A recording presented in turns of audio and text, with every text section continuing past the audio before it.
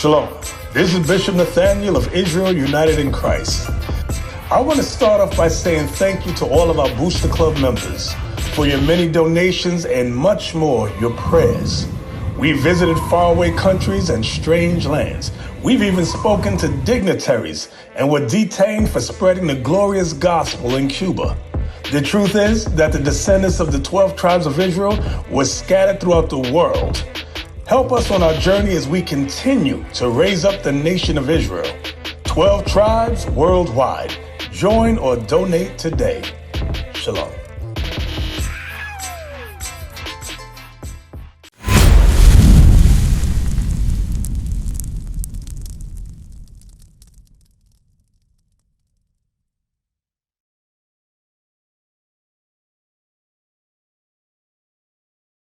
Shalom to our brothers and sisters that are following us online. Welcome again to the Sabbath class with us here in Raleigh, North Carolina. I tell you, I was putting together a class early this morning. We all right with the apparatus? Okay. I was putting together a class this morning, and I was thinking about what I had witnessed last week. I was in Savannah with Bishop, and he went through some of the history that deals with the Spanish expulsion of the Jews. And when certain information was coming out, and I'm gonna clear all that up. When I say Spanish expulsion of the Jews, some people might not know what I'm talking about, but don't worry, we're gonna fix all that up. And we were coming across information that was in these books. I'm gonna say these books because it seems like every time we put a book on the screen, boom, the price goes up. Captain Josiah just showed me one book I ain't even seen yet.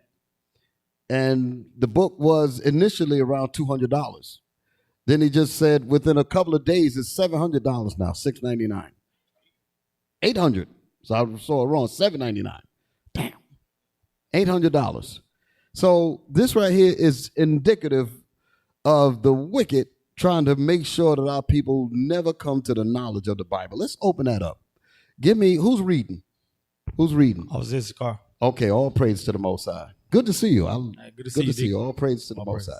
Get me Psalms. Let's open up with Psalms chapter 83. Yes, sir. Because this is important that we touch this. Psalms chapter 83. Now, I'm hoping to be finished by the time Bishop comes on. He comes on around 6 o'clock. I got a lot of articles here, and I wanted to highlight certain parts of it, but I didn't get a chance to. So I'm going to be looking and skimming while I'm reading it when I get to the articles. Psalms chapter 83, verse 2. Let's start with 1. This is the book of, seem to skip that, but let's start with 1 real quick. Come on. This is the book of Psalms, chapter 83 and verse 1. Keep not thou silence, O God. This is the prayer that's for the Israelites by our forefather, King David. Go ahead. Right? Is that David or Asaph that's saying that? Asaph, okay, the musician. Read that again. Keep not thou silence, O God. Don't keep silent, O Lord. Go ahead. Hold not thy peace. Hold not your peace, O my Father. Go ahead. And be not still. Don't be still, Lord, because we need you to intervene. Go ahead. O God, for lo, thy enemies make a tumult. The reason why I don't want you to be still, says Asaph, is because our enemies are making a tumult. They're having a real heated conspiracy meeting. That's the best way I could describe tumult. They're having a conspiracy meeting. Conspiracy meeting meaning that what is the best way to keep them down? And they're arguing over which ways are more effective. A tumult. They all agree to destroy us, but they're trying to find the best method in destroying us. And they're having a heated argument over what is the best way to destroy the Israelites. A tumult. For lo, thine enemies. Asaph is saying, Lord, please step in. Don't hold your peace. Don't hold your silence, because our enemies are making a tumultuous argument over how to destroy the Israelites. So when Christ said that ye are hated for my name's sake, this is what it means. Go ahead. And they Go ahead. For lo, thy enemies make a tumult. Go ahead. And they that hate thee. And they that hate you, Lord. They that hate the Most High. So what do they mean by Christians? You're going to find out that Christians ain't got nothing to do with the Bible or the Israelites or Christ at all. That is demonic and satanic. Go ahead. Have lifted up the head. They have lifted up their heads against God. To be against God, your name is Satan. That's what the word Satan actually means. When you look up the name, when you look up the definition of Satan, the definition is adversary, one who opposes God. So when you say you hate God, you are of Satan. Read it again. Verse 2, for lo, thy enemies make a tumult, and they that hate thee. And they that hate God have lifted up the head. Have lifted up their head against the Most High. Go ahead. They have taken crafty counsel against thy people. They have taken crafty counsel. Crafty counsel meaning, again, it's going back to that argument. They're arguing over which methods work better than others.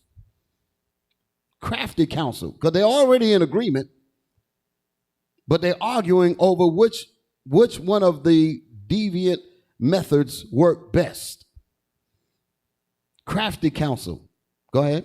And consulted against thy hidden ones. And they have consulted against the hidden ones. We're the hidden ones. Why are we hidden? Because our enemies are trying their best to make sure that we never learn this gospel. Go ahead. They have said, come and let us cut them off from being a nation. The nations, thy enemies, have said, come and let us cut them off from being a nation. Go ahead. And that the name of Israel may be no more in remembrance. That the name of Israel may be no more in remembrance. So that's the plot. That's the goal, is to make sure that we never return as the Israelites. Ain't that something? Yeah. So all of these plans and plots is aimed at making sure that we never come out of this stupor that we've been put in. The name of today's class is The Miseducational Conspiracy Against the Oppressed Israelites. Say that again. Today's topic, the miseducational conspiracy against the oppressed Israelites. So, with this evil that is out here to try to keep us suppressed, you're going to find out some of the methods on how they're doing it. That's what I want to talk about in this lesson here. One of the main avenues that they use is history. They lie about history. They don't tell us the history. And the main purpose of this particular history that's coming out now in reference to churches, in reference to schools, educational mediums and so forth, is to continue to keep the Israelites separated. They'll have northern kingdom and southern kingdom separated. They don't want us to come together. Okay? So like I said, last week I was sitting with Bishop as we were going through the class, and when he touched about the expulsion of the Jews in Spain, there were certain words that came up that clicked, and Bishop was talking about it because we didn't air it. It was a class, and I said, "This is deep." Now Bishop already got it, but I'm getting it. You dig what I'm saying? So, give me 2nd Ezra chapter 6. I'm going to start it off. And I'm gonna go through this lesson. So just ride with us as we go through. I got a lot of information here. I want to make sure that I get it out and it all makes sense. Okay, but I want to start off with the prophecy with Second Ezra chapter 6. I'm sorry. Yes, Second Ezra chapter 6, verse 6. That's what I want. This is the book of Second Ezra, verse 6.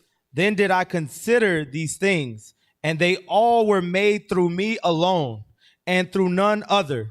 By me also they shall be ended. By the Most High shall all of the things that were made be made, and by the Most High only shall all of the things be ended, and by no other, and by none other than the Most High. Read. Verse 7. Then answered I and said, what shall be the parting asunder of times? Okay, Lord. So now that I understand that you are the author of everything, you built it all and you could take it down. So now my next question is, well, when shall be the parting asunder of the times? Go ahead.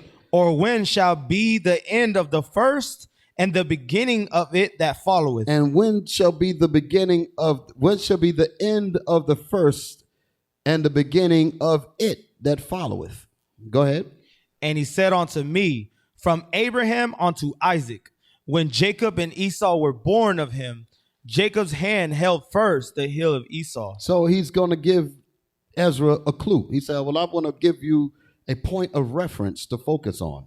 I want you to focus on Abraham, Isaac, and Jacob.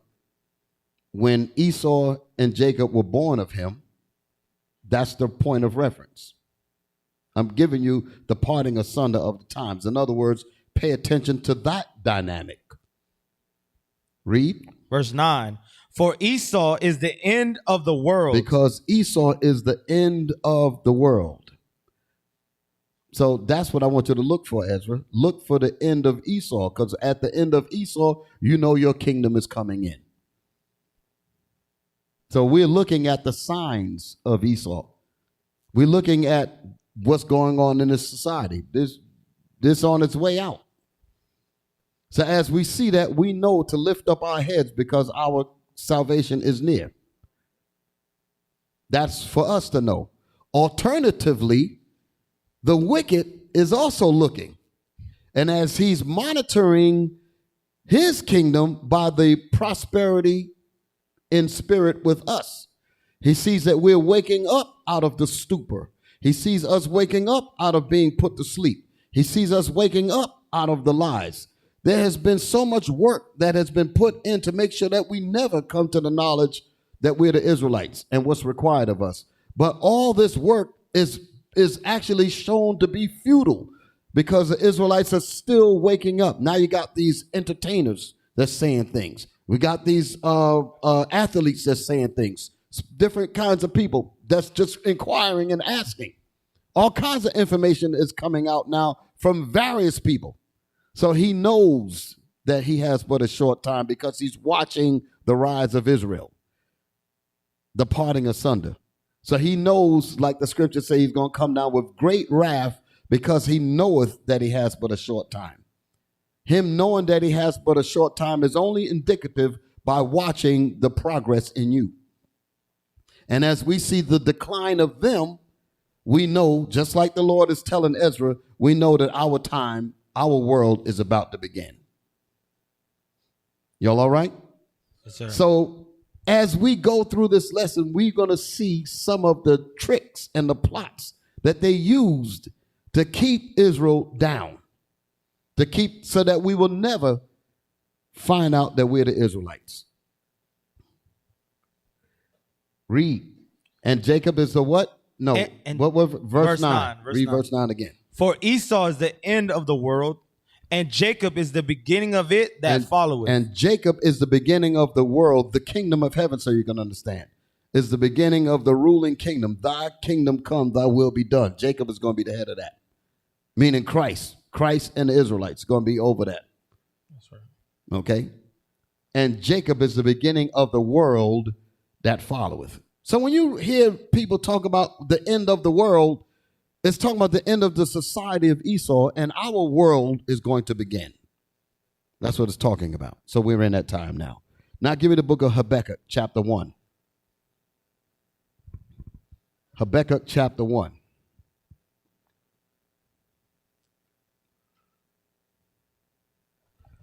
Habakkuk, chapter 1, verse 1. Yes, sir.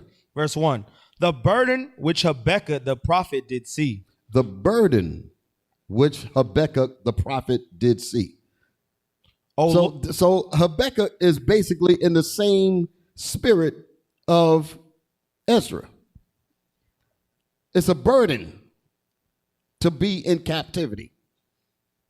Read it again. The burden which Habakkuk the prophet did see. O Lord, how long shall I cry? How long shall I cry? How long shall I cry? Go back to Ezra's, second Ezra's. Give me second Ezra 6:54. Second Ezra chapter 6 and verse 54. And after these, Adam also, whom thou madest Lord of all thy creatures, of him come we all. Here's another an extension of the discussion that Ezra was having earlier.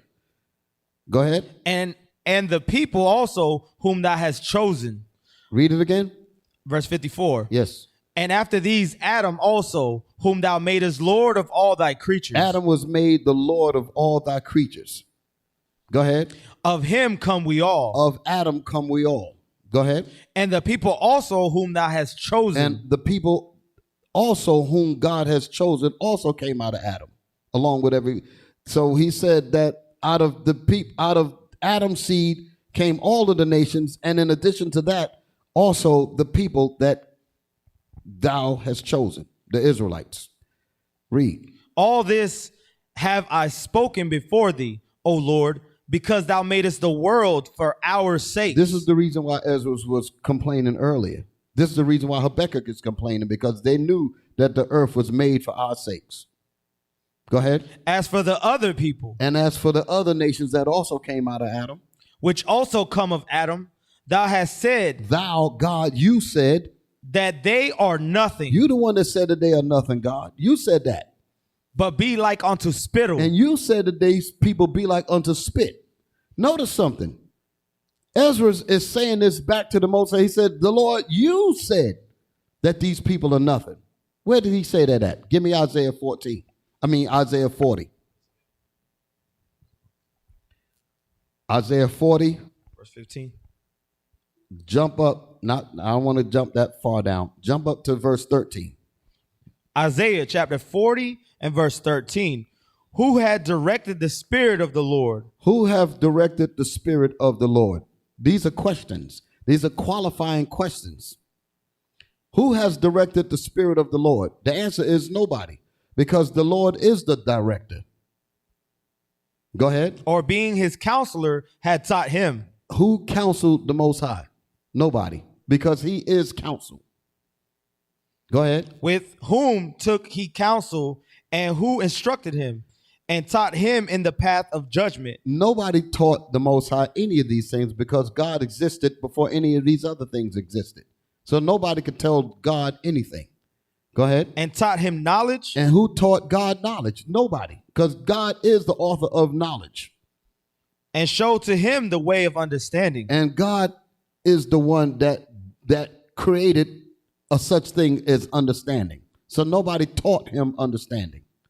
Go ahead. Verse 15. Behold, the nations are as a drop of a bucket. Stop right there. The reason why I wanted to read the verses prior to that is because if you cannot find somebody who directed God's Spirit, counseled him, gave him understanding, that means he cleared the deck. That means nobody can't say anything when he says what he wants to say. You can't jump up and say, oh, you have to love. You have to do this. You have to do that. He said, well, where were you when I was creating everything? So he shut everybody's mouths with them previous statements. Read verse 15 now. Verse 15. Behold, the nations are as a drop of a bucket. That's the declaration of God. He said, behold, the nations are as a drop of a bucket. Now, when he said the nations, he's talking about all the nations outside of Israel. Give me the first verse. Verse 1. Isaiah chapter 40 and verse 1. Comfort ye my people. Comfort my people. So those people there ain't included in that drop. That's the Israelites, the ones whom thou hast chosen. That's the reason why I'm reading this. Okay, so the Israelites is the people that he's comforting are the Israelites. So go back to verse 15. Isaiah chapter 40 and verse 15. Behold, the nations are as a drop of a bucket and are counted as a small dust of the balance. God said that the nations are as a drop of a bucket. You got a bucket of water and one drop fall out. You ain't paying that no attention at all. And then he said that, and then he further said that they are what? Counted as the small dust of the balance. Balance means the scales. He said all of the nations are as the small dust of the balance. Big dust don't even weigh anything on the scales. But he said, no, that's too much. Small dust. Read. Behold, he taketh up the isles as a very little thing. Behold, God taketh up the islands, the Polynesians, the Hawaiians, these people. He counted them as a very little thing. Go ahead. And Lebanon is not sufficient to burn. Lebanon is talking about the Arabs. He said, and Lebanon is not sufficient to burn. If Lebanon decided to burn up all of the meat as a sacrifice to God, for God to accept them as his people, he said, all of the beasts that you can burn up in a sacrifice is not sufficient for me to make you my people. Go ahead. And Lebanon is not sufficient to burn, nor the beast thereof of sufficient for a burnt offering. Neither the beasts thereof are good enough for a burnt offering. That's crystal clear. So these people are not the people of the Most High. It's only the Israelites that are his people. Read. All nations before him are as nothing. All nations before the Most High are as nothing. Go ahead. And they are counted to him less than nothing. And the nations are counted to God less than nothing. Less than nothing is bowel movement, so you can understand. That's what he's talking about. D-U-N-G. They're less than nothing. Human excrements. That's what he's saying about the other nations. And vanity. And their vanity are worth nothing. So now you understand what Ezra was talking about over here. Let's go back to where we was at. 2nd Ezra chapter 6 verse 54. And after these Adam also, whom thou madest Lord of all thy creatures, of him come we all, and the people also whom thou hast chosen. Meaning Adam and the Israelites. Go ahead. All this have I spoken before thee, O Lord, because thou madest the world for our sakes. He's getting that understanding from what we just read. Go ahead. As for the other people. As for the other people. Which also come of Adam. Go ahead. Thou hast said. Thou have said. That thou, he's making reference to Isaiah. That's why he's using the word thou there. He said, I read it in Isaiah that you said that the nations are less than nothing. Thou hast said that they are nothing. Thou, God, you said that the nations are nothing. Read. But be like unto spittle. But you said that the nations are as spit. And has likened the abundance of them. And you have collected them all together. And you have equated the abundance of all of them. Unto a drop that falleth from a vessel. Didn't we just read that early? The nations are as a drop of a bucket. The same thing. That's letting you know that he's quoting Isaiah. So what are they talking about? The apocryphal books is not part of the Bible. All of that trickery is to keep us from waking up. Read. Verse 57. And now, O Lord, behold, these heathen, which have ever been reputed as nothing. Behold, O Lord, he said, behold, these heathens, these nothings, which have ever been reputed, being in reputation as nothing. Go ahead. Have begun to be lords over us. Have begun to be lords over us. How worse can life get? When you got people that are declared by God to be nothing and they're ruling over the princes of God. Give me Ecclesiastes 10. Ecclesiastes chapter 10 and verse 5. There is an evil which I have seen under the sun. So the prophet Solomon said there is an evil that I've seen. Go ahead. Under the sun. Under the sun on this earth. Go ahead. As an error which proceeded from the ruler. And he sees that this is an error from the rulers, meaning that the people that are ruling are crazy as hell. They're not supposed to be ruling. That's what he's saying. It takes a fool to pollute the only water you can drink, so you can understand. to pollute the only air that you can breathe. It takes a fool to do that. Go ahead. Folly is set in great dignity. Foolishness is set up as something of wisdom. Folly is set in great dignity. Go ahead. And the rich sit in low place. And the rich is you Israelites. And the rich sit in low place. That's why Christ said that you in the New Testament, he says, but thou art rich, because you're the Israelites. And the rich sit in low place.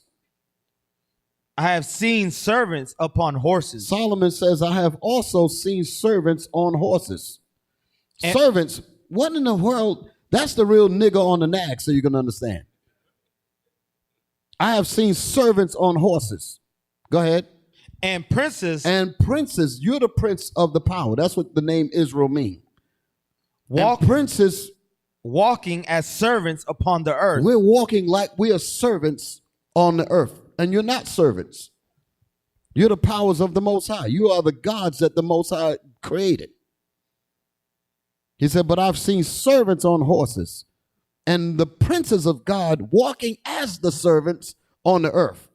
You got a fool on a horse and you got the prince walking like servants on the ground. Solomon said he saw that thing and he called that evil. Y'all all right? Let's go back to where we was at. Ezra's, where we was reading. 6 and 57. Yes. And now, O Lord, behold, these heathen, which have ever been reputed as nothing, have begun to be lords over us and to devour us. And that's what they're doing. They're over us and they've devoured us because we broke God's laws. So this ain't going to last forever. The prophecies will come to pass. But I'm just going through some of the elements of where we at. Go ahead. Verse 58. But we, thy people, whom thou hast called thy firstborn, thy only begotten, thy fervent lover, are given into their hands. The Most High said that in the book of Exodus 4:22. He said, go tell the Egyptian king to let my people go, because Israel is my firstborn. And if you don't allow my firstborn to go, I will kill your firstborn. That's Exodus 4:22. That's what I'm quoting.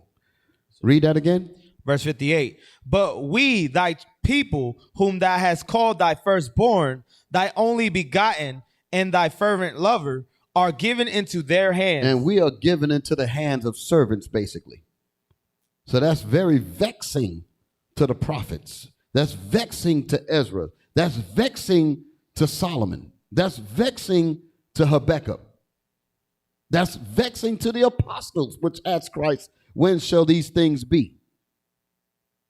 They all wanted to know, when are we going to get our kingdom? Art thou at this time come to restore the kingdom to Israel? We always wanted to get from underneath these bums from being over us.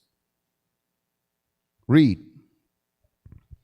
Verse 59. If the world now be made for our sakes, why do we not possess an inheritance with the world? Why don't we not possess an inheritance with the world? Because Ezra was not a wicked man, but all of Israel had to go into captivity.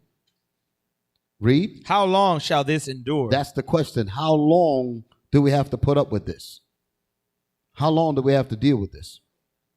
Now we're learning to repent, and the Most High is bringing the judgment down. So we see that our deliverance is right around the corner. Y'all all right? Yes, sir. Let's go back to Habakkuk now. Yes, sir. Y'all want to say something? Y'all look like y'all was. All right. Habakkuk 1:1. Yes. The burden which Habakkuk the prophet did see. O Lord, how long shall I cry? How long shall this endure? That's what we just got through reading. How long shall this endure? How long shall I cry? And thou wilt not hear. Go ahead. Even cry out unto thee of violence, and thou wilt not save. Lord, please step in now. See, in the book of Thessalonians, it said that day shall not come except there come a falling away first, meaning that the nation had to go completely down. Back then, Habakkuk knew he was Israel. Ezra knew he was Israel. The disciples that asked, when is the kingdom going to be ours again? They knew they were the Israelites. But Psalms 83 hadn't fully set in yet, to where we got totally destroyed down to nothing, where we don't even remember who we are. That's what Thessalonians was talking about. That day shall not come except there come a falling away first. And at that time, that man of sin also has to be revealed. So God has his timetable. This is the reason why we weren't getting answers back then, because the devil wasn't fully manifested yet. They might have known who he was. Paul and them knew that he was the wicked. They knew that. But he hadn't done his wicked deeds yet. He still had time to get it all out. Now he's at the end of his deal. That's the reason why the Most High said in other scriptures, he said, and their hurtful works are fulfilled. That's the reason why he said their sins have reached up unto the heavens, meaning I had enough.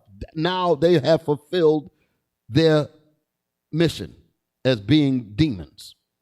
Now it's time for me to smash them now. We're in that time now. Y'all all right? Read.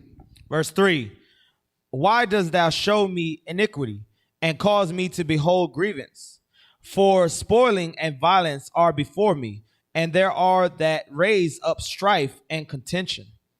And there are that raise up strife and contention. Go ahead. Therefore the law is slacked, and judgment doth never go forth. There is an evil that proceeded from the rulers, because they're not about the justice of the Bible at all. Now they're trying to mess with the Bible. It's giving you this NIV garbage and got Negro preachers trying to back that garbage up. Come on. For the wicked doth compass about the righteous. For the wicked seems to have no bands in their death, like it says in another part of the scriptures. They go on with comfort and do ease at will, do evil at will. Read that again. For the wicked doth compass about the righteous. Go ahead. Therefore wrong judgment proceedeth. Therefore wrong judgment continues to proceed. Not guilty, not guilty. Breonna Taylor, not guilty. George Floyd, not guilty. I'm just throwing these different things out there because there's hundreds of cases that they don't judge properly on. Read. Behold, ye are among the heathen, and regard and wonder marvelously. For I will work a work in your days, which ye will not believe, though it be told you. For lo, I raise up the Chaldeans, that bitter and hasty nation, which shall march through the breadth of the land, to possess the dwelling places that are not theirs. Read 5 and 6 again. Behold, ye are among the heathen. Behold, ye that are among the heathen. And regard and wonder marvelously. Pay attention to what I'm about to say. Go ahead. For I will work a work in your days, which ye will not believe. That is a heavy statement there. He's going to work a work in the days of these kings. Part of that work is he's going to raise the tribes of Israel up right in their midst. He says, I will set the nation of Israel up in their, how to say? I will set them in order before their eyes. That's part of the marvelous work. The other part of the marvelous work is that he's going to cause these people to create missile warfare to bring on the destruction. The other part of the marvelous work is that he's going to send the chariots to deliver us when all of this thing go down. So that's a beautiful galactic deliverance. And it shall no more be said, that was the Lord that delivered the children of Israel out of Egypt, because this particular thing is going to be so great and spectacular, it's going to make that look like child's play. Yes, sir. Read. Though it be told you, verse 6, for lo, I raise up the Chaldeans, that bitter and hasty nation, which shall march through the breadth of the land, to possess the dwelling places that are not theirs. Meaning they stole everything. Go ahead. They are terrible and dreadful. Their judgment and their dignity shall proceed of themselves. Because that's how they are. Wherever they go, their reputation follows them. The dread of them is upon all of the nations. And when they come in, they just conquer and take over. The terrible. Go ahead. Their horses also are swifter than the leopards, and are more fierce than the evening wolves. And their horsemen shall spread themselves, and their horsemen shall come from far. They shall fly as the eagle that hasteth to eat. That's how fast these people was going to come. When you read about Alexander in the book of of Daniel, it said that he moved against the king of Persia with choler, meaning with extreme hate and viciousness. He didn't slow down at all. He came and slaughtered them in extreme hate. Because that's how these people get down. They shall come all for violence. They shall come all for violence. That's how they take lands, with violence. Their faces shall sup up as the east wind. Their faces shall sup up as the east wind. Go ahead. And they shall gather the captivity as the sand. What verse are you in? Verse 9, sir. Read. Verse 10. And they shall scoff at the kings, and the princes shall be a scorn unto them. When they come into people's land, they just knock the king off his throne like he ain't nobody. Scoff at him. Go ahead. They shall. You go inside somebody else's land and tell them where they can't and can fly their own planes and sell their own boats. You telling them, listen, you can't build weapons in your own land. We have to inspect your weapons. There's no way in the world you can be building them because we're not giving you the authority to do that. Wow. They shall deride every stronghold, for they shall heap dust and take it. They shall keep dust and take it. Dust means confusion. They've confused the people with Christianity. They've confused the people with democracy and foreign policy and all that. That's what they do. Create confusion. That's what the dust represents. Go ahead. Verse 11. Then shall his mind change. Then after he's created an atmosphere of confusion and Christianity and all kinds of policies that have you all drunk, where you don't know right from wrong, you don't even realize that the people that's in your land, you talking about some having a vote. Here the man comes inside your land, take your land from you and tell you to vote to get it back. And you think that you're in some kind of democracy. Read that again. Verse 11. Then shall his mind change. Then shall his mind change. I'm going to explain what that means. Go ahead. And he shall pass over and offend, imputing this his power onto his God. So when it says his mind shall change, meaning he's going to pretend to be Christian now. We're going to be democracy. You're not going to look at him as the vicious beast that he was when he came and robbed you and took everything. He's going to come in and start talking about, let's have a peace talk. Let's have democracy. Let's give you Christianity. Let me lead you to Christ. And you're looking at him like he's a saint. And you begin to love him. Because you don't see him as the virulent beast that killed your fathers. You don't see him as that no more. You're looking at him, oh, he's not like his ancestors. Oh, he's different. Then shall his mind change, meaning he changed the people's mind. He brainwashed them. Go ahead. Verse 12. Art thou not from everlasting, O Lord my God, my Holy One? Go ahead. We shall not die, O Lord. Thou hast ordained them for judgment. Thou hast ordained them for judgment. Go ahead. And Almighty God, thou hast established them for correction. The Most High this is the statement about what the Most High actually created these people for. He said, thou hast made them to be corrected, meaning with destruction. In other words, that curse that the Most High put on them, that curse that they will be the vessels of God's wrath. He created them for destruction. That's why Romans says what it says. Romans 9:22, I think it is. And it says that Esau, get that real quick so you can understand what Habakkuk is saying. So Habakkuk is understanding this as we go into chapter 2.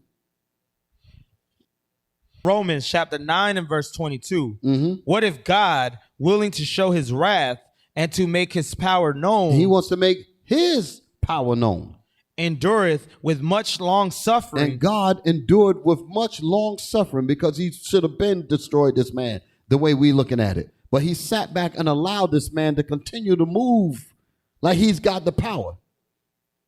And he endured watching the Israelites get treated like servants, like they're servants on the ground, and watching this beast sit on a horse, run around talking about he's the actual rulers of this planet. And God is looking at his gods operating as servants. And he's sitting there watching this. So that's him enduring with much long suffering. He endured the fact that they took his son and made him look like the cursed thing. God endured that. Read that again. What if God, willing to show his... So what if I want to show my wrath, God is saying? What if I want to show what I want to be about? Go ahead. Show his wrath and to make his power known. And he wants to make his power known. Endured with much long suffering. And while he was holding it back, he endured with much long suffering. What did he endure? The vessels of wrath fitted to destruction. Meaning they were made to be destroyed. That's the reason why in their own dictionaries they said that Edom is the only neighbor of the Israelites who was not given any promise of mercy from God. Okay? And they said that Esau shall be on the scene of great future judgments. So that's coming up. They know that judgment is coming. And that's what Habakkuk is saying. He said that he said that, O Lord, thou hast ordained them for judgment. And Almighty, thou hast established them for correction. That's what that's talking about. It's talking about them. Read. Verse 13, Habakkuk, chapter 1, verse 13. Yes, sir. Thou art a pure eyes then to behold evil, and canst not look on iniquity. Wherefore lookest thou upon them that deal treacherously, and holdest thy tongue when the wicked devour the man that is more righteous than he? So the Lord he remained silent because we was getting what we were supposed to get because we broke the commandments of the Lord. Now give me the second chapter. Just read on. Chapter 2, verse 1. Habakkuk, chapter 2 and verse 1. I will stand upon my watch. And now, so Habakkuk said, listen, with all this information that I know, I can't take it no more. I need to get some answers. And set me upon the tower. So Habakkuk said, listen, I will stand upon my watch. Get on that tower that used to watch to make you use a watchman watching over the city. And your job being on that tower was to look out for the enemy that's approaching to take out the camp. That's what the tower was. So Habakkuk went up there. Instead of looking out there, he's going to talk to the Most High. I need to have some words with the Lord. Y'all all right? Yes, sir. Read. And I will stand upon my watch and set me upon the tower and will watch to see what he will say unto me and what I shall answer when I am reproved. Because he knows that the Lord is going to reprove him. That's the point there. He knows that he's going to get checked. You don't come up here and deal with me like this, Habakkuk. I know you're mad, but mind your tongue, boy. Y'all all right? Yes, sir. And the Lord answered me and said, write the vision and make it plain upon tables. And so the Lord told Habakkuk, he said, listen, I'm going to give you a little bit of something, just like I gave Ezra something, just like I gave the apostles something, like Christ told the disciples. They said, when shall these things be? And he began to tell them what signs to look for in the end of the world. So that we was always given a little bit of information to cool us down a little bit. Y'all all right? Yes, sir. Read. That he may run that readeth it. Read that verse again. Verse 2. And the Lord answered me and said, write the vision. So listen, Habakkuk, I want you to write the vision. And make it plain. Since you want to know, I'm going to have you to write it. Go ahead. And make it plain upon tables. And make it easy to understand by the prophets. That's where we come in at. They've been having this in church, and they've been trying to break this Bible down for the longest. They run to their deep preachers. Some of them know a little bit about this, and they say, well, we got to make sure that they don't teach this. Y'all dig it? Yes, make it plain upon the tables. Here's another example of making it plain upon the tables. In the book of Maccabees, give me that. Maccabees 1. I'm going to give you another example of crafty counsel. And this NIV garbage and these Negro preachers trying to back up some NIV garbage, the New International Version of the Bible. There's nothing biblical about that at all. 1 and 9. First Maccabees chapter 1 verse 9. And after his death, they all put crowns upon themselves. This is that the verse I want? What's in verse 7? Verse 7. So Alexander reigned 12 years. This is Alexander the Greek, or the Great that they call him in school. And Alexander he ruled for 12 years. This is the same Alexander that people are subjected to when they go to school. Alexander the Great, that they call him. And This is that Alexander that we read about here. Read. And then died, and his servants bear rule over everyone in his place. His servants are those 4 generals that he had set up. And after his death, they all put crowns upon themselves. And after his death, they all put crowns upon themselves and ruled in their provinces. So did their sons after them many years. And evils were multiplied in the earth. So the Lord is telling you right there in the scriptures that evils were multiplied in the earth. Now, they can't have that in the school system, and they're telling you that civilization began with the Greeks. The Bible is telling you that when these people started ruling, evils were multiplied. So as they're studying and they're reading this, like we was reading in Habakkuk, what was that verse again that we was reading? Verse 2. Yes. And the Lord answered me and said, write the vision and make it plain upon tables. Make it plain upon the tables. The tables is the Bible. So the so-called white man, he got scholars that's going in and looking. And they're reading about Daniels, and they're reading in the Maccabees, and they're reading in Ezra, they're reading this. And they said, this is talking about us. That's the reason why they could put in their dictionaries. They said, listen, this is talking about us. And we ain't going to get no mercy at the end of our kingdom. They know this. So what do? They have these books, and they keep them among themselves, pass it backwards and forwards among themselves for them to know what not to teach you. Read that Habakkuk again. Habakkuk chapter 2 and verse 2. And the Lord answered me and said, write the vision and make it plain upon tables. So plain upon the tables is the Bible.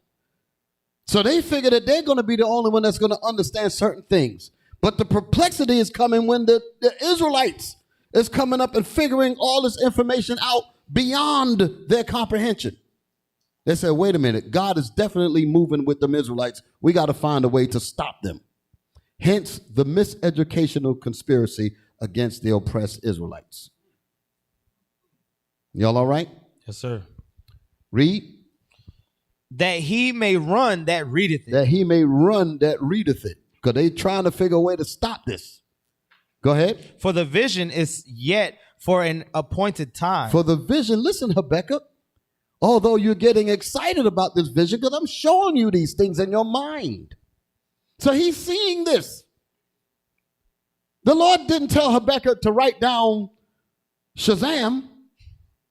He said, write the vision.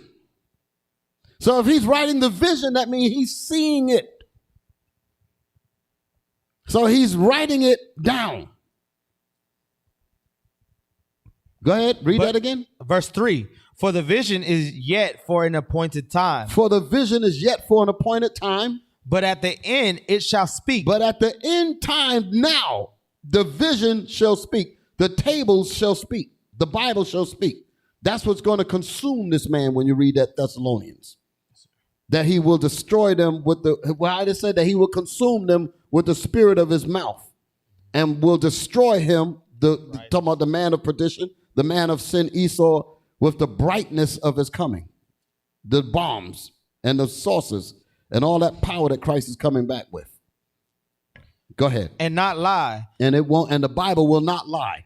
Go ahead. Though it tarry. Though it tarry, Habakkuk. Though it tarry, Ezra. Though it tarry, apostles and disciples. Wait for it. Wait for it. So that's a message to us. Wait for it because we know it's coming. Because we see the signs. The Most High gave us the signs. Go ahead. Because it will surely come. Because it will surely come. It will surely come. Read. It will not tarry. It will not tarry. Go ahead. Behold, his soul which is lifted up is not upright in him, but the just shall live by his faith. The Lord said his soul that is lifted up. Remember in the beginning, it said that he has lifted up his head against the Most High. Yes, and Esau is the leader of all the nations that came against us. But here in Habakkuk, he's specifically talking about Esau. He said, for his soul which is in him is not upright, meaning he's the devil. He's the Satan. He is the physical counterpart of the spiritual demon Satan. Go ahead. Verse 5. Yea, also, because he transgressed by wine, he is a proud man, neither keepeth at home. That's him, neither keepeth at home. When he leaves, he don't even have any home at all. Everywhere he is gone, he took it from the natives. Caucasus Mountains don't even belong to him. The area that actually belongs to him is Mount Seir in Edom. Huh? And he said, right, and he had to go there to get that. So wherever he is on the planet Earth, he's not a native anywhere. That's a hell of a nature, ain't it? So everywhere you've gone, you went, just like that blessing that his father gave him. He said, and through with thy sword shalt thou take the fatness of the earth. That's how he got it all. And when he took it, he heaped dust of confusion on you and made you love him for taking your land. Y'all all right? Yes, sir. Speed it up. Speed it a little faster. All right, verse 5. Yea, also, because he transgressed by wine, he is a proud man, neither keepeth at home, who enlargeth his desire as hell, and is as death, and cannot be satisfied. You hear what the Most High is saying? This man cannot be satisfied, and he enlarges his greediness as hell, and he is as death, and he cannot be satisfied. That sounds like Obadiah. Wouldn't a thief leave some grapes? Yeah. But this man cannot be satisfied at all because his soul is about not being satisfied. His soul is about it being an insatiable appetite to take people's gold, to take their diamonds, to take their rubies, to take their mineral resources, and to continue taking it. You ain't never going to get this man to lay back and share that with you. That is not in his nature. A snake's nature is to bite you, and that's what he's going to do. You're trying to charm the snake. The snake don't know nothing about charming. What does snake tell that woman? Bitch. You know I was a snake after he bit her. That's what he said. That's what he said. Don't get mad at me. That's what he said. Read. But gathered unto him all nations, and heaped unto him a people, all people. Come on. Verse That's 6. what he did in America. Talking about a melting pot. Shall not all of the people in this pot is melting, boiling. Shall not all these take up a parable against him, and a taunting proverb against him? Shall not all these nations take up a parable against this wicked man, and a taunting proverb? What is all that talking about? They're going to all start calling him the devil. They're going to realize that. They're going to realize that he's the Satan of the earth. And say, woe to him that increaseth that which is not his. Woe, destruction is to be brought to him that increaseth that which do not belong to him. No part of the earth belongs to him. That's the reason why Isaiah said he shall be as a chased roe, and he's going to be as a deer that no man taketh up. That's going to be a hell of a time. Read. How long? And to him that ladeth himself with thick clay. Thick clay, talking about the people that look like him. Red. That's the reason why thick clay is talking about red. His own people. That's the only people that he get along with. But everybody else, ain't no such thing as no rainbow coalition when it comes to him. He said, I'll give you rainbow coalition as long as I'm leading it. Go ahead. Verse a coalition of slaves under him, the so-called white master. That's his definition of a coalition. Read. Verse 7. Shall they not rise up suddenly that shall bite thee, and awake that shall vex thee, and thou shalt be for booties unto them? Go ahead. Verse 8. Because thou hast spoiled many nations, all the remnant of the people shall spoil thee. So when it said in 7, it said, and suddenly they shall rise up and bite thee. That's what terrorism going to come in at. Okay. And it says, and in the 8th verse, what did it say? Because thou hast spoiled many nations. All the remnant of the people shall spoil thee because of men's blood. Because of men's blood, when you went to their lands and stole and robbed them. Why do you think everybody trying to get over to this country? Because their minerals and wealth was stolen. And has been brought over here, sent to the diamond district, the garment district, the this, the that. And they're making all kinds of billions of dollars off of these people's resources. And the people are sitting on diamonds, sitting on gold and all kinds of material sitting on the ground with nothing. They said, wait a minute, let's go to America. Let's try to get some of our money back. And they come over here and have to go through all kinds of stringent rules to quote unquote become a citizen, just so they can work minimum wage. Because that's how destroy the rich people, the economies in their lands where they got all of these resources and they can't even manufacture it, can't do nothing with it at all.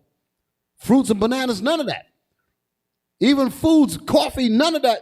The people, the natives in their lands have no control over that stuff at all. And they're supposed to be rich. But they have to come over here because this thief took it. Read. Verse 8.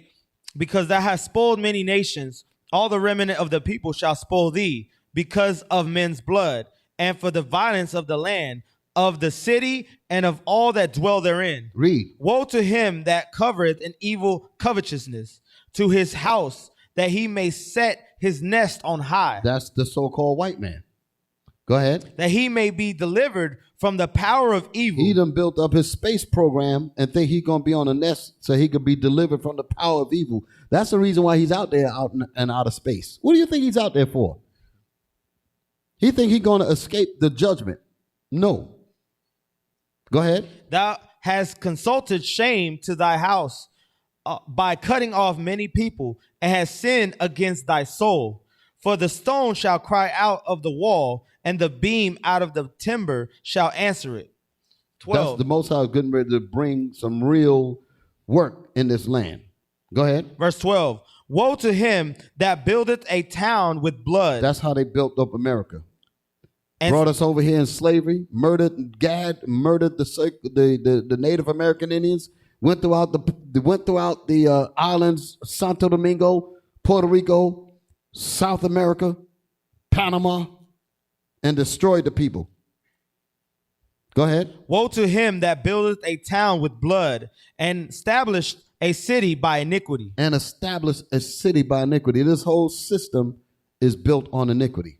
How in the world are you going to tell people to come to church, and the church is sitting on the bones of the Native American Indians that fought and died to try to keep this?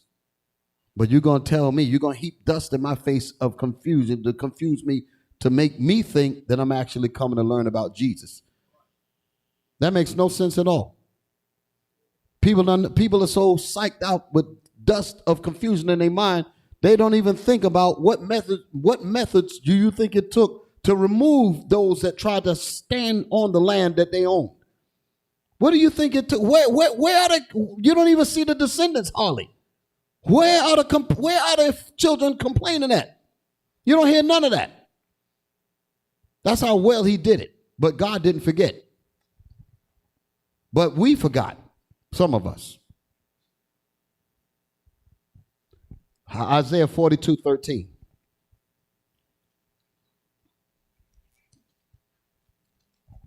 This I is don't a want to book. do no part two. I got to move a little faster. I got a lot of stuff here that I ain't even get to my information yet.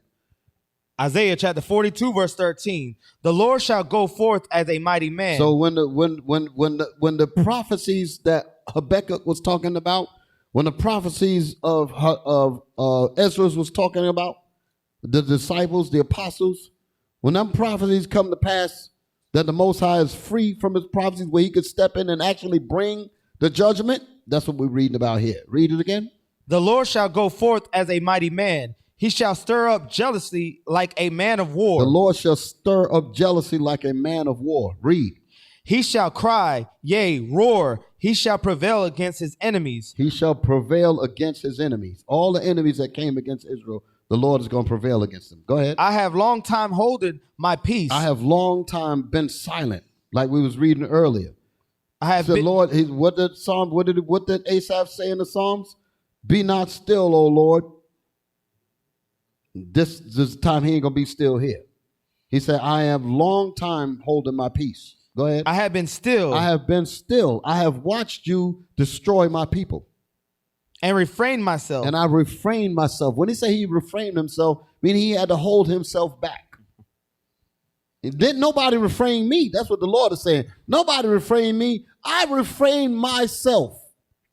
Why is he saying that? Because God can't break his own word. He said, my word said that this man had to do his business, but I want to step in and kill him. But if I do that, I will mess my prophecies up. I have to let my prophecies roll out. Though it tarry, wait for it, because I'm following my word. Now, ain't that something? Yes, sir. Go ahead. Now will I cry like that now, meaning I'm free from that. Now will I cry. I'm not bound anymore. Now will I cry. Go ahead.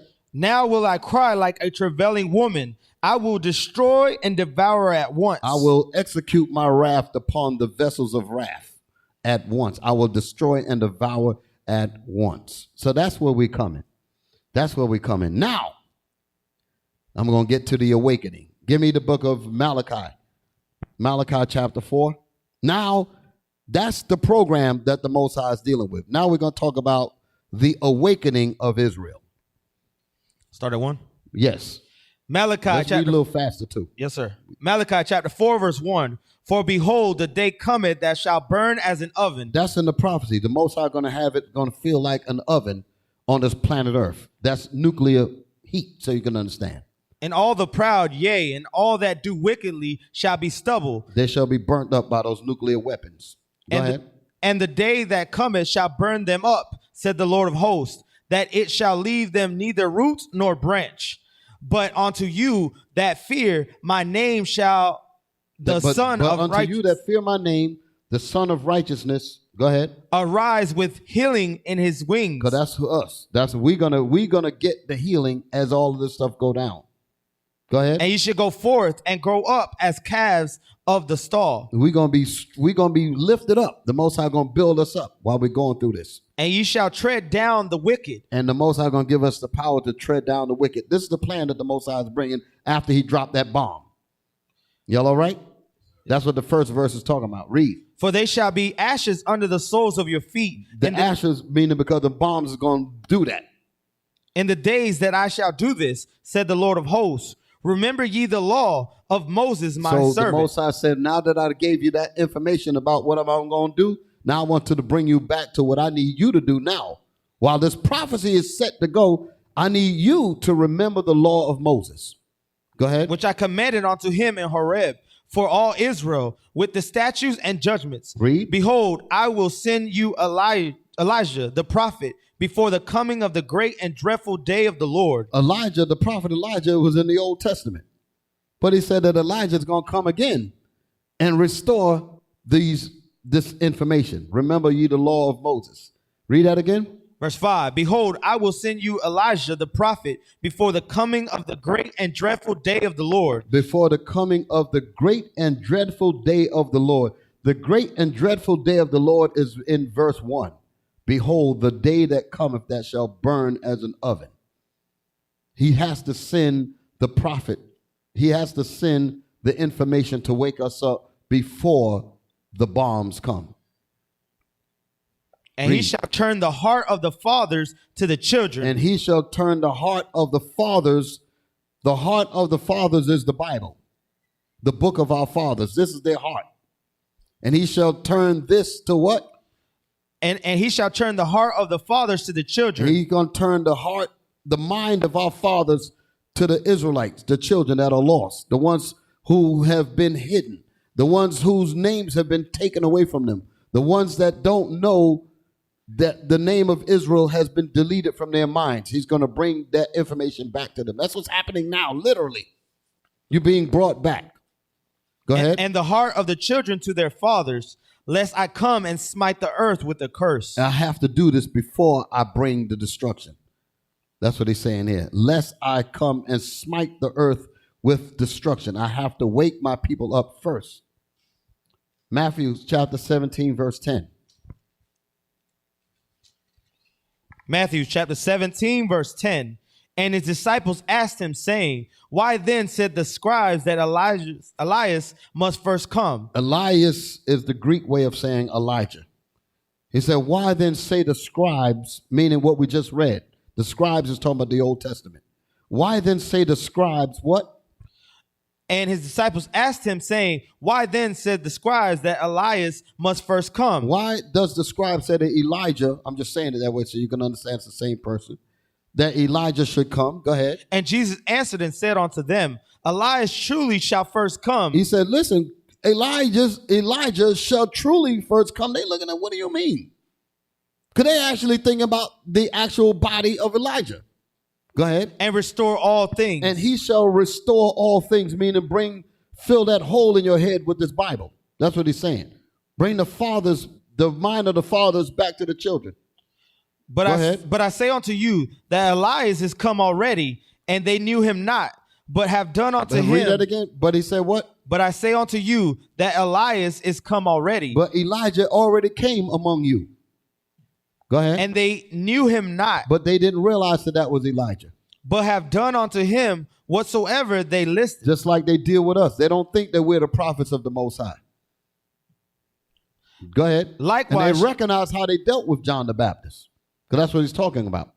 Likewise shall also the Son of Man suffer of them. Read that verse again. There was something else I want to say. Verse 12. But I say unto you that Elias is come already, and they knew him not, but have done unto him whatsoever they listed. So when John the Baptist came up, he was that voice crying in the wilderness. They recognized who this man was as Christ was telling them. Because what was John the Baptist doing?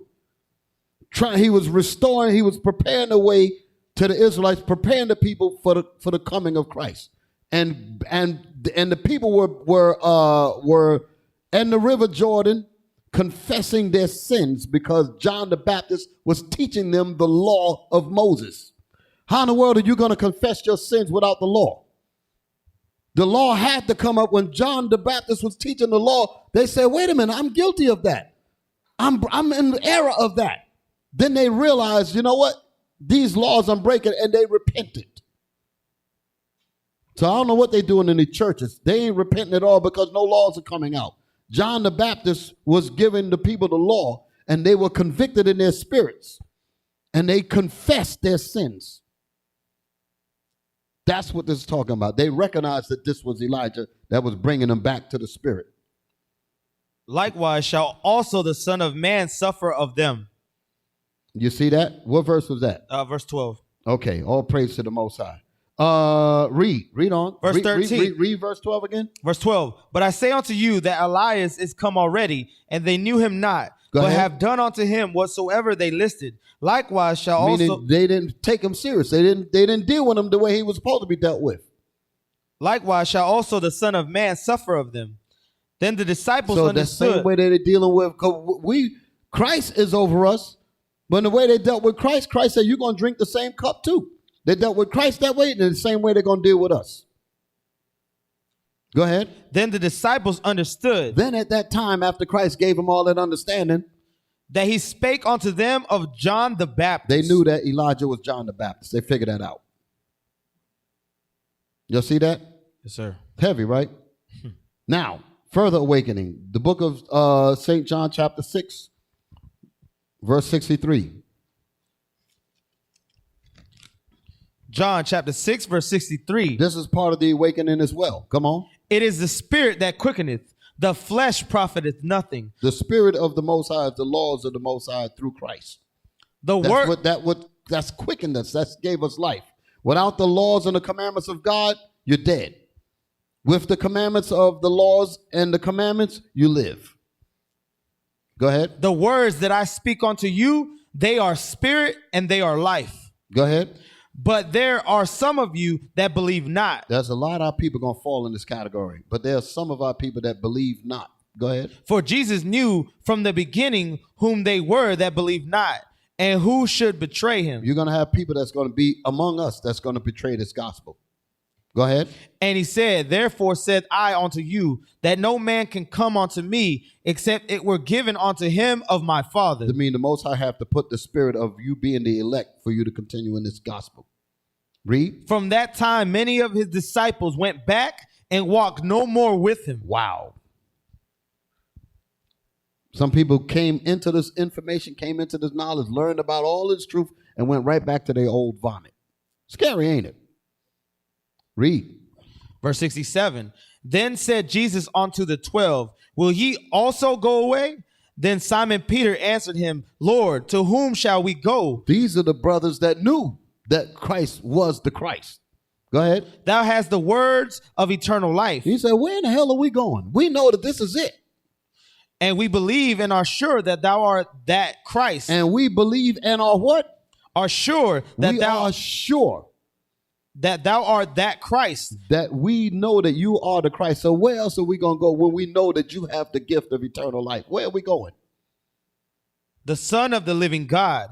Jesus answered them. That was it. 69. Yes, that was what I wanted right there, right? You finished that? Yes, sir. 69? Yes, sir. So now, we know about, I'm going to speed it up a little bit. Because I'm about to get into it a little bit. Go to Revelation chapter 7. Revelation chapter 7. Verse 1? Yes. Revelation chapter 7 and verse 1. And after these things, I saw 4 angels standing. So we read about the chosen saints, the ones that are sure. Go ahead. Standing on the 4 corners of the earth, holding the 4 winds of the earth. These are the angels of the Most High that's holding back the 4 major kingdoms that's going to be involved in the destruction that's going to bring on our kingdom. Read. That the wind should not blow on the earth, nor the sea, nor any tree. The wind that it's talking about is the wind of destruction. Regular wind blow every day. So they ain't talking about that. It's talking about destruction. Read. And I saw another angel ascending from the east, having the seal of the living God. And he cried with a loud voice. The seal of the living God is the commandments when you read Isaiah 8:16. Go ahead. And with a loud voice. And he cried with a loud voice to the 4 angels, to whom it was given to hurt the earth. What was given to these angels? Instructions to hurt the earth. That's the wind that they're going to bring. Go ahead. To whom it was given to hurt the earth and the sea, saying, hurt not the earth, neither the sea, nor the trees, till we have sealed the servants of our God in their foreheads. So what is holding back the destruction? Who knows? What's holding back the destruction?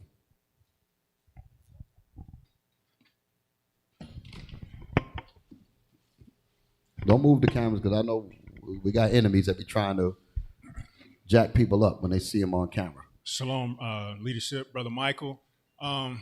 Shalom. Once the commandments get sealed in our heads, then the Lord will let the What was the question that I asked again? I said what? What's holding us up, right? What's holding the destruction from coming? Say it again. I didn't mean to throw you off. I just wanted to refresh the question.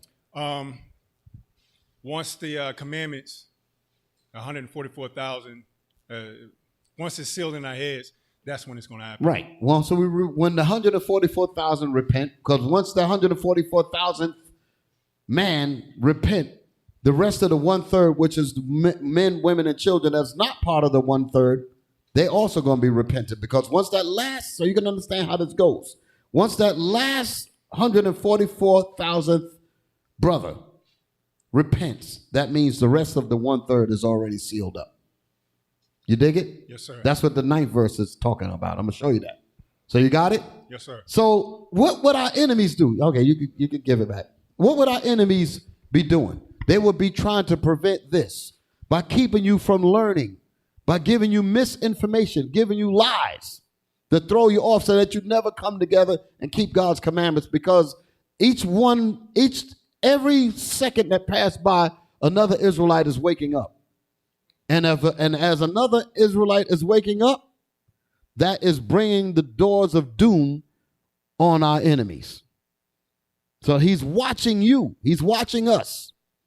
And he says, the more of them that continue to wake up, the sand in the hourglass is constantly running out. So we have to consult in every way and give misinformation to keep the Israelites down, to keep them separated. Y'all all right? So read on. We're at verse 4. And I heard the number of them which were sealed, and there were sealed 144,000 of all the tribes of the children of Israel. So when you read from that verse down to 9, you read about 12,000 out of each tribe. So that's your 144,000 man there. Now read the 9th verse. This is the 1/3 I was talking about. Verse 9. After this I beheld, and lo, a great multitude, which no man could number, of all nations and kindreds and people and tongues, stood before the throne and before the Lamb, clothed with white robes and palms in their hands. Meaning that they repented as well. Now they're coming out of all nations, out of all tongues and kindreds. Why? Because the sanctuaries are in all of these places, and the people are going to repent in the lands where they are. That's the reason why we're everywhere. And the Most High said that he says, and this gospel shall be, what? Give me that, Matthew 24, and I think it's 13 or 14. Matthew 24, this is the reason why it's written like that. Verse 14, and this, Matthew chapter 24, verse 14, and this gospel of the kingdom shall be preached in all the world. That's what it's talking about there. In all the world, meaning in all of the sanctuaries. For a witness unto all nations. For a witness unto all nations, because the Israelites are scattered everywhere. Go ahead. And then shall the end come. And then shall the end come, because that's how the tribes are going to get sealed up. That's how the 144,000 and the 1/3 going to get sealed up. So we're on the right track, brothers. We're on the right track, brothers and sisters, that's following online. So as this gospel continues to go out, that's the importance of the Booster Club and all of that, is to make sure that this gospel get there so that we can get out of here. Because once that last brother is sealed up, that means all of the tribes is ready to go home. That means the brothers and the sisters and the children that have repented along with them, we're ready to get out of here. And the Most High said, that's when I'm no longer going to hold my peace. I will destroy and devour at once, because my elect has repented. The 1/3 has repented. I have no reason to keep them in captivity anymore, because it is finished. Ain't that something? So that's some beautiful stuff, right? So now, the miseducation. The miseducation. Give me Revelation 12:15. The lies, miseducation, and persecution. This is the book of Revelation, chapter 12 and verse 15. And the serpent cast out of his mouth water as a flood after the woman, that he might cause her to be carried away of the flood. The flood that he's putting out now is NIV versions of the Bible. T.D. Jakes is part of that flood, so you can understand. Creflo Dollar, these Negro preachers that's whose red phone has been rung. The white man called him. Esau called him. He said, don't you see that these Israelites are waking up? Where's my hired Negroes? Get up there and put them back to sleep. Put them back to sleep in Christianity. Tell them that Ezekiel, the 37th chapter, is talking about some so-called white people as Jews.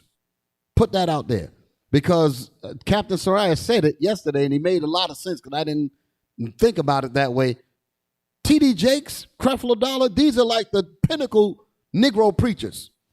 And the smaller preachers look up to these dudes. So when the kingpin of dope sells the dope, the little dope dealing preachers carry the drugs into the community. How about that? That's what they do. Did I go over your heads? I know y'all got what I'm saying, right? T.D. Jakes is the kingpin with the lies. And he know that the little tributary preachers are going to feed at their trough, eating the garbage that he teaches them. And they're going to take that same garbage and give it to the little mom and pop churches everywhere else under them. That's what that red phone in T.D. Jakes' office is all about. And that red phone that's in Creflo Dollar's church is all about. Because he sees the prophecies coming to pass. So I need you to tell lies. I need you to bring that flood, because they're waking up too fast. Y'all all right? We're at 16. Yes, read. Verse 16, and the earth helped the woman, and the earth opened her mouth and swallowed up the flood, which the dragon cast out of his mouth. The dragon is a so-called white man. He's speaking through these black preachers, so you can understand. When they open their mouths up and teach, just because you're looking at a chocolate face, that's the devil that's behind them teaching. How in the world are you going to be talking about, here you are in the same nation as the people of the most destroyed people on the planet, and you're going to attribute the worst atrocities that the Bible is talking about, and you're going to give it to somebody else, as if you are absolved from the destruction. As if you are absolved from the absolute worst punishment to happen to any people on this earth, you're going to talk as if you're absolved of that.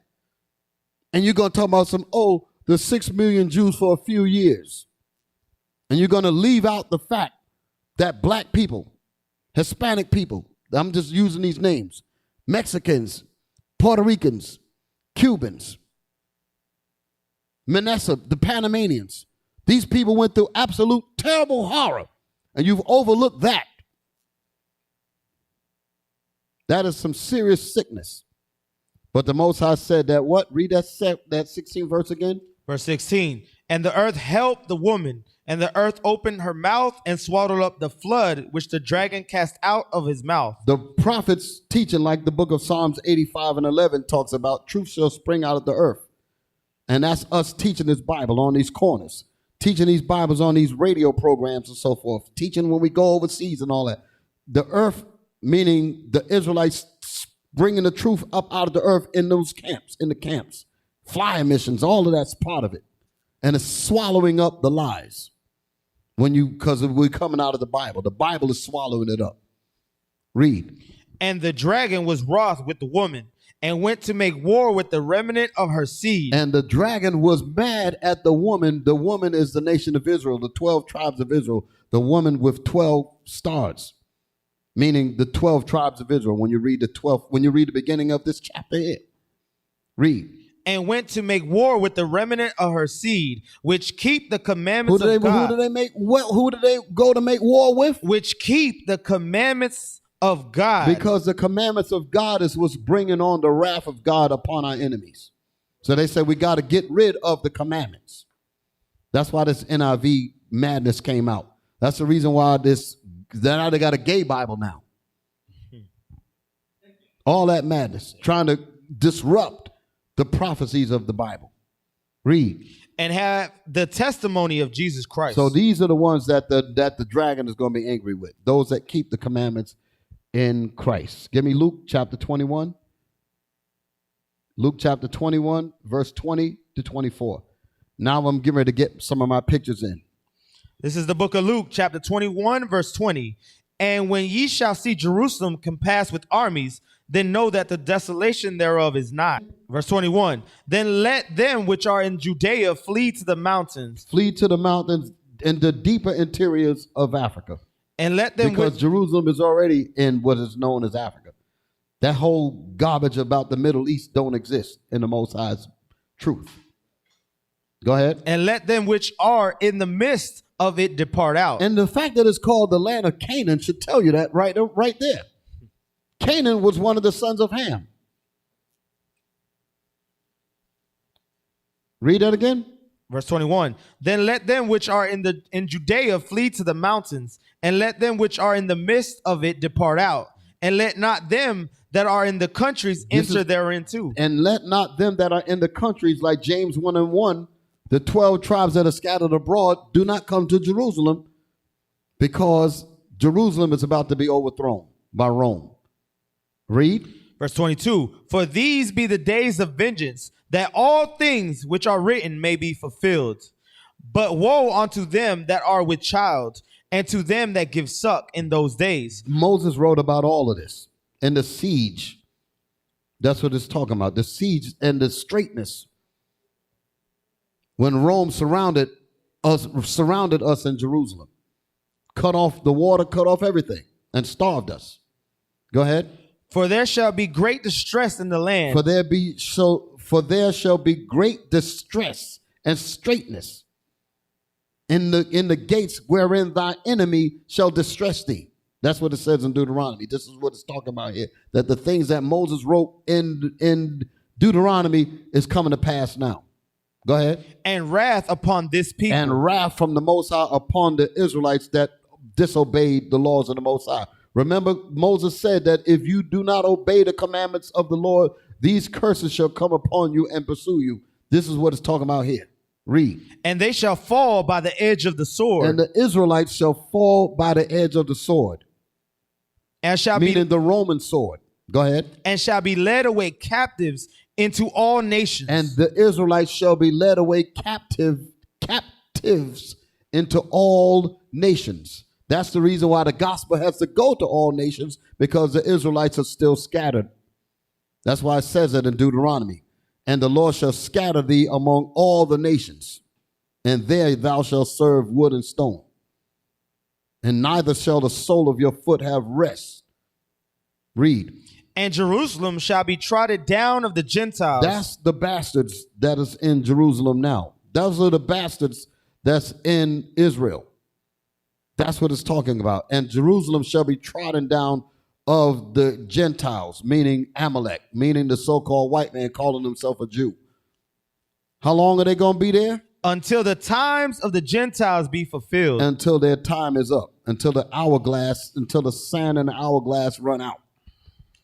So why did I call them bastards? Because Zechariah 9:6 says they're bastards. Read it. Zechariah chapter 9, verse 6. Let's read that. Zechariah chapter 9 and verse 6. And a bastard shall dwell in Ashdod. And a bastard shall dwell in Tel Aviv. I'm just jumping because that's what Ashdod is. Modern day Tel Aviv. And a bastard shall dwell in Ashdod. So no, I didn't cuss. Huh? I didn't say bad words. I'm reading the Bible. And a bastard shall dwell in Ashdod. Go back to Luke 21:24. Luke chapter 21 and verse 24. And they shall fall by the edge of the sword. And the Israelites, the 12 tribes, well, it was at that time, it was the 3 tribes and stragglers of the other tribes that were still in Jerusalem at that time. Okay, because the other tribes, the northern kingdom tribes primarily was out. So it was basically 3 tribes and stragglers of the other tribes were there, because some that came back to Jerusalem after the time of Ezra when we went to rebuild. So some of them were still there. Okay.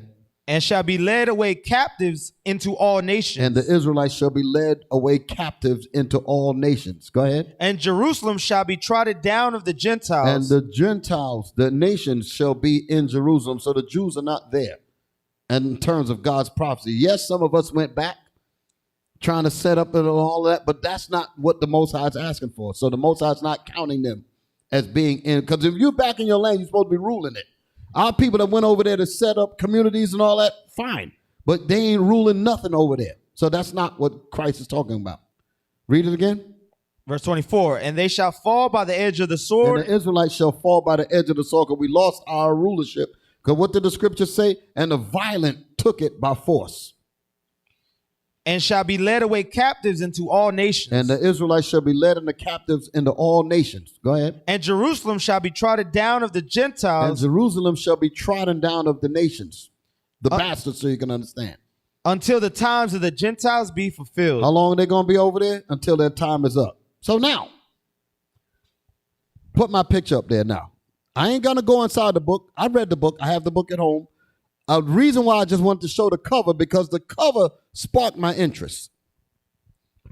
The name of this book is called The Truth About the Black Biblical Hebrew Israelites. Now, I want to qualify something, because although the author, Ella J. Hewley, now this is not big time as you might expect, but this is one of the little pamphlet books that was out there. But the question is what drew my attention.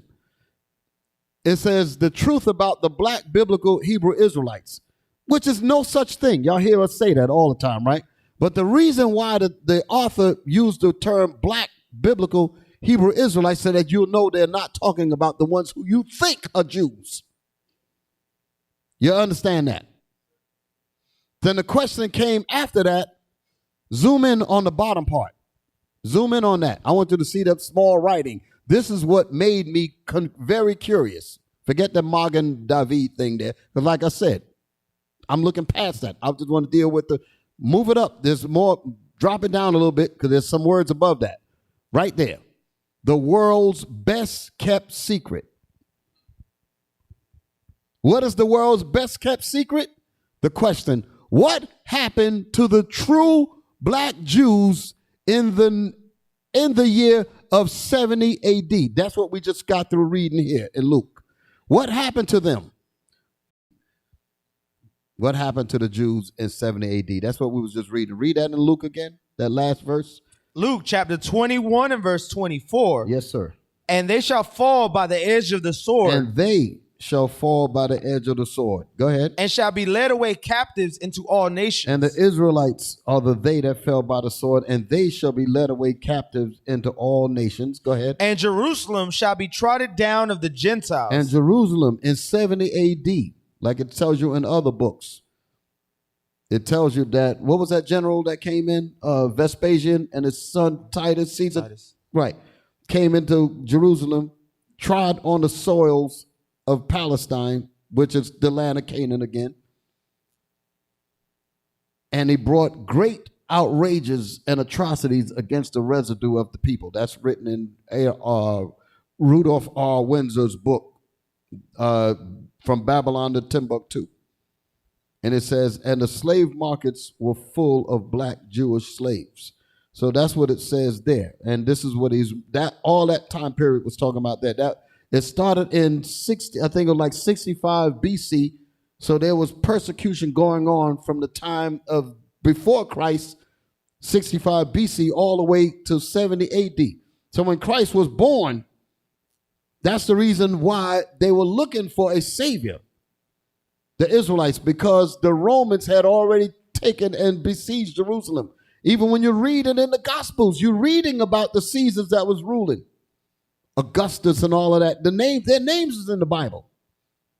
So when I was talking earlier, when we read out of Maccabees about the Greeks, when you go from the book of Malachi in the Old Testament, that's the time of Persia. You turn the last page of the book of Malachi, and boom, you're in the book of Matthew. So you basically went from the Persian Empire to Rome. Where is the information about the Greeks? In the Apocrypha. Daniel talked about it in the 7th chapter. How come it's not in the Bibles? Because the white man is the devil. That's the reason why it's not in there. That's right. Y'all understand what I just said? Yes, sir. The information that's in its name, it was the information that is in the binder that is called Apocrypha, which means hidden. That's what the word Apocrypha actually means, to conceal and hide. So that information was put in there, separated by the Protestants. They took it out because it was part of the King James Bible. That's what I'm holding here. My Bible actually has the quote unquote apocryphal books in it. All of the books are here. All 80, so you can understand 80 books. Not 81, not the book of Jasher. That's another flood that the daggone demons is trying to do. Here I'm going on YouTube looking for certain things, and guess what keeps popping up? The book of Jasher. I said, what the hell is this? I ain't never clicked on that garbage, but they're trying to slide that little bit of dope in there, thinking that I'm going to pick up that crack pipe. Y'all dig it? So be careful. The Most High gave us these books here. So, where was I at? Right. The Imperial. I'm about to bring that up. So, read that again, that 24th verse. Luke chapter 21 and verse 24. And they shall fall by the edge of the sword, and shall be led away captives into all nations, and Jerusalem shall be trodden down of the Gentiles until the time of the Gentiles be fulfilled. So the Israelites was not going to be in Jerusalem after 70 AD. That's where this question came up at. So what happened to them? Did they all die in Jerusalem? Because Christ told them to flee. So a lot of them did flee. Then you had a lot of us that were zealots that said, we're not fleeing, we're going to fight. Christ said, you're not going to be able to withstand the fierceness of these Romans. So as they fought, a lot of them were killed, and the ones that weren't killed, they were captured. The slave markets were full of black Jewish slaves. The slaves that were captured were brought into Rome and was made slaves in Rome. And the Romans, give me my imperial Rome now. And the Romans when their amphitheaters brought and said, we want to have some games. The gladiators. So the gladiators was the war captives, meaning us. Y'all dig it? That's the reason why they had black people playing in the movie Gladiator. Yes, you had Russell Crowe, but do you see he had a black co-star with him? Because the gladiators were black people. Time Life books, Imperial Rome, that's what we're looking at. Let's go into the book now. Nope, go back, not that one. Oh, right there. Zoom in on that so the people can see what it is and who wrote it. Now, move down so I can see the whole thing. Imperial Rome by Moses Haddis, the so-called Jew. Because like I said, they have the records. They have the information. So the sister asked the question, she said, what happened to the Jews after 70 AD? We're going to find out what happened to them. Y'all all right? Give me the next page. I know the pages that I'm looking for. Right there. Now, the bizarre games for gladiators. Let's now pull back. Give me another page. I'm gonna come to that. Give me the full page. Right there. That's what I want to now zoom. No, you had it. You had it. That's just an insert. It's the same thing, but I zoomed in. Stay with me. Don't move yet. I want to talk. These are the gladiators here. They have what is known as terracottas and frescoes, wall mosaics, illustrating the gladiators fighting in the Christian arenas. I mean, in the Roman arenas. Y'all dig it? So as this was happening, the frescoes are showing. Now let's zoom in close on some of the images. Look at that there. That's one of the gladiators that's fighting in the arena. Look at the hair on him. Look at his skin. I want to focus on him particularly. Zoom in. Could you zoom in a little more? Because there might be some questions if starting to pixelate. All right, that's fine. Y'all can see that clear, right? This is an Imperial Rome. Move around. Get up now. Move up. Get the musicians. You see they fighting the lions and the tigers and the bears. There was Negroes among them as well. Y'all all right? Now, somebody might say, well, those ain't Negroes. Now give me the writing. Give me the, there you go right there. That's the same, so y'all can see it's the same picture, right? I just zoomed in on it. Everybody's with me. The bizarre games for gladiators. Zoom in, I can't really see it unless somebody else want to read it. Hail Emperor, those who are about to, you got it? Okay, bring it out. Says, Hail Emperor, those who are about to dissolute. No, I guess I don't know how that got messed up. Who's about to die? Okay. Okay. Right. Thank you. About to die, salute you. Wow. With this solemn address, the gladiators. Hold it. The what? The gladiators. The what? The gladiators. I want you to keep that thought in mind. The gladiators. Go ahead. Scheduled to fight field past an imperial box. Most of them were prisoners of war, slaves, or criminals sent through. That word is filed. Read that again. It's not filled. Where we at? Oh, okay. The gladiators scheduled to fight filed past the imperial box. Read. Most of them were prisoners of war. What? They were what? Prisoners of war. What war? 70 AD.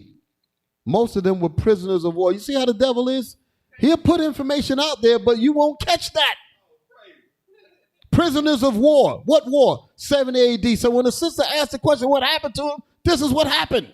They became the gladiators.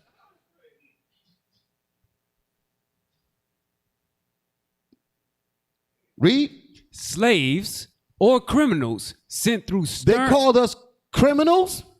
They called us slaves. That's what you do to war. That's what you do to captives of war. Go ahead.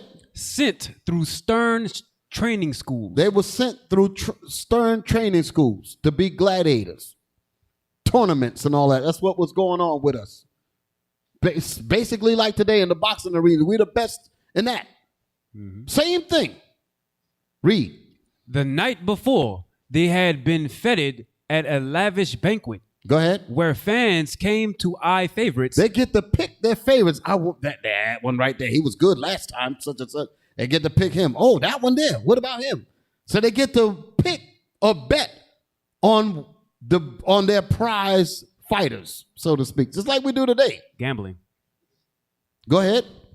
And gamblers to estimate odds. To estimate odds. Go ahead. Now, in the stands, peddlers hawked cold drinks, buns, and sausages. So that's what don't they have that in today's arenas? Hot dogs and all that. Rome is their thing, brothers. Same foods. Read. The more unusual the contest, The more unusual the contest, the better the Romans liked it. the better the Romans liked it. Go ahead. Gladiators often fought with mismatched weapons. What did it say? Gladiators often fought with mismatched weapons. Gladiators often fought with mismatched weapons. Read. Negroes. Stop. The Jews, the black Jews out of 70 AD, the war captives, were Negroes.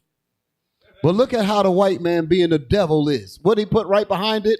A rare sight in Rome. That's a damn lie. They weren't no damn rare sight at all.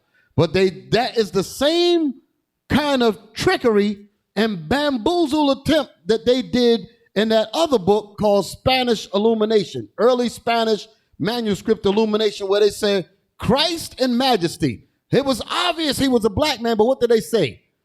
His darkened flesh tones give him an almost negroid cast. It's the same lying words that you put behind obvious truth to put the people back to sleep, because it's obvious that you're looking at the pictures and you see that they're Negroes. And you understand that they are gladiators. And you might start to click it in your mind. You say, wait a minute, the gladiators were black. Then you run across that racist writing right behind it, a rare sight in Rome. They say, oh, well, maybe it was just two of them. They were gladiators. We're no white gladiators. The gladiators was us. And they used to put us in the arenas to fight against lions and tigers and getting torn up. Just the way they do now. Like the Tuskegee experiment that I showed last week on the Bible Book of Our Fathers, where they injected the most virulent form of syphilis in these men, treated them like they were nothing. That's the same thing, that's the same sentiment that they had for us back then. The throats in the arenas to be devoured by lions and tigers and all of that. And even then, we were still good enough and was killing a lot of the animals. You know, white man trained us to do that. We knew how to fight way back. So now, like I said, they didn't care for us. What that Edomite woman tell the brother who was speaking in the basketball circuit when he was bringing out information about us being the children of Israel. He told LeBron to shut up and dribble. Shut up and dribble. Tell them to shut up and dribble. They have no respect for our intelligence or nothing. Total disregard.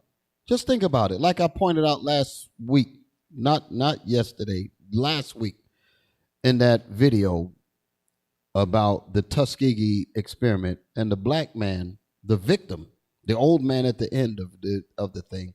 And he said, how could the people just have no regard for our lives? Don't care about us. Like I said on the show, these men had families. These men have lives.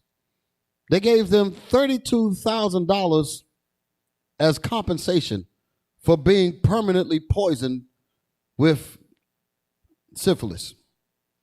And you would think that's a lot of money, but it actually equated to $1,000 a year, which meant that they went through that thing for a minimum of 32 years.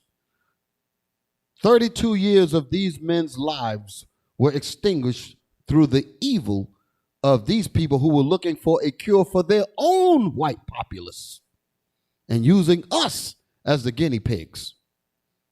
They didn't care about the fact if you had children, if you had aspirations, if you wanted to have plans for what you want to do with your life. No regard at all. So if they think of that way then, that's exactly how they thought back during these times here in the arenas. You're war captives and you're fighting lions and tigers and all of that. And some of those times we were devoured, torn up by those beasts in the arenas. Y'all understand? Here's an example, because like I said, this thing says here, Negroes, a rare sight in Rome. A lie. Well, no rare sight. Give me my next picture. Look at that. I want you to zoom in on that. Y'all see that? That's a lion. Now let's read the writing, because I might be racist, somebody might say. You ain't reading that right. So let's get Esau's words and let's see what he says, what we're looking at. Let's zoom in on the facial features of the man. Can y'all see that his nose is missing? Look at the hair. The hair represents woolly hair. Do y'all see that? That don't look like no white boy at all, does it? Because the white man is the devil that the Bible speaks of. All throughout, I got books. I got other books. Like I got a book called the British. What is it called? I ain't pulled this book out in a long time. The Oxford Illustrated History of the British Monarchy, and they got pictures, photographs of statues, and the noses knocked off. So that they were big at doing that, so that it will destroy the physiognomy of what the ethnicity of these people were, so that you and I could stay asleep. Now I'm gonna show this, and I'm gonna talk a little bit because time is running out. I want to give y'all a prelude to what's coming next. The nose is knocked off. Now let's go to the writing. Go to the next picture. Now, that right there was what we were looking at that's connected to. You can actually see part of it over there, right? Can y'all see it? I want that writing at the bottom. This is the tournament of beasts. Now get that writing at the bottom. A triumphant lion brought to the pitch of madness by starvation. This is the fun that they had with us. So they would starve a lion. They did this to black men and black women in Haiti. They don't know what I'm talking about. General Rochambeau. I got to get that information. That's a hard information to find. But I had recorded a clip off the radio in the 80s, late 80s. And this brother was speaking, Edward Scobie, that's his name. He was on the radio and he forgot that he was on the air. And he went too deep. And the people behind the scenes pulled the plug to the transmitter. You heard the signal just go woof. I got that recorded. So you actually just hear the station go dead. Then it comes back later and the lady said, I realized we were just off the air. Because he was getting too deep with it. And he talked about how they wanted to turn the island of Haiti back into slavery. He forgot that he was on the air. He got into the spirit of just ripping it. And he said they went through and they grabbed a woman, a pregnant woman, and tied her hands and feet to pickets on the ground. And then they rubbed bloody meat on her pregnant stomach. And then they brought a cage of hungry dogs that they starved. And then they loosed the dogs on the woman. And as the dogs ate the meat that's on her stomach, they kept eating until they ate the baby out of her stomach. Because they starved the dog for that. That's what we're looking at here. A triumphant lion brought to the pitch of madness by starvation. That's what they did with these dogs in Haiti. That they let loose on the people. It says, prepares to devour a fallen gladiator In such a match, a fighter usually was equipped with a short sword, a shield, and an arm guard. Gave him a short sword so they couldn't even fight it off, because that was fun to them. So the gladiator was devoured. That's what the statue was showing you. We used to scream black power while Heron was pushed. But at the end of the day, nothing's in vain. IUIC has been given a vision. The tents of Judah has risen. Many has attempted the mission, minor murmuring, omitting, and missing the mark. Just reading that he had the flame of fire in his eyes gave us the spark. We on Paul's mission. We out on the road, purple and gold, from Mexico, Cuba, Haiti, Ghana, Sierra Leone. 144,000 boots banging, concrete crackling. These are our men repented at heart. The scriptures is proof. IUIC, we deliver the truth.